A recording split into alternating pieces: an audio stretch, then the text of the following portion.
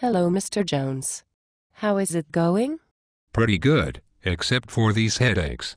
It is stressful here at City Hall coming up with ways to demonize City of Reading workers so I can further my agenda. And what is your agenda? To erode the City of Reading workers' benefits by making them seem rich and greedy. So, why do you want to reduce City of Reading workers' benefits? I mean, one of the reasons I want to live here is the high level of customer service my family, friends and I have always received. Well, because of the city's poor financial planning and because of the massive global economic recession of an unprecedented nature, I feel that municipal workers should also suffer during these times.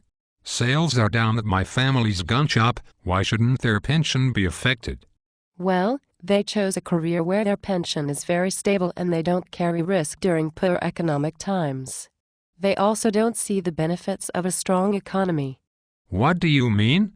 For example, when the public employees' retirement systems investments were booming at the turn of the century, do you know how much the City of Reading was paying into that retirement system?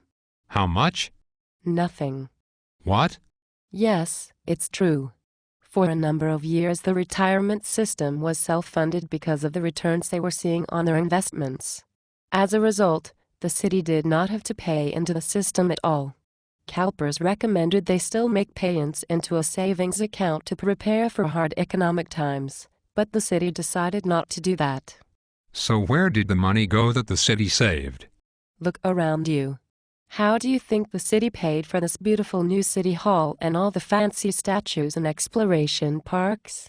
So what you are claiming is that when the economy was good, it was the city who reaped the benefits, and now that times are bad, it's not fair to blame it on the employees.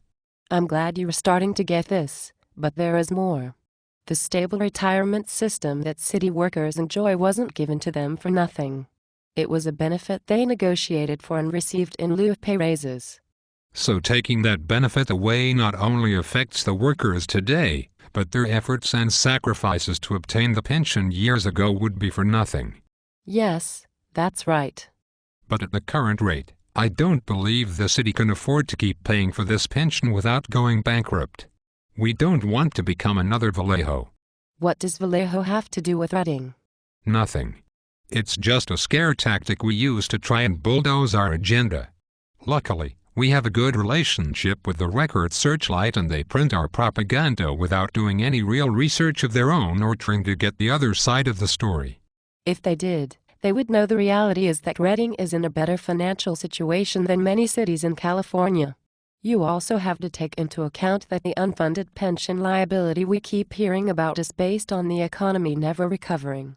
Hey, hush. We don't want that to get out. It's much easier to predict a gloom and doom future and reduce employee compensation if we base our projections on the current depressed economy. The question you should be asking is, if the city council majority is successful in their agenda to attack city employees and reduce their total compensation, are we going to start attracting second and third tier employees when we start hiring again?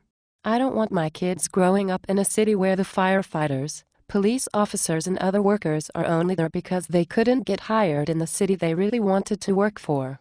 So what you're saying is that by saving a couple of bucks now, we could be costing our citizens more than we will ever know.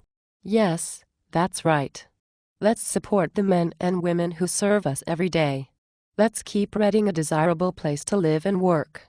It will pay off for everyone in the end. Well, I'll talk it over with Rick and then we will tell Missy what her opinion is. I've got to go now. I don't want to be late for my tea party meeting. One more phone call home and my mom says I have to move out. Plus, we are planning on writing a charter so I can make a lot more money.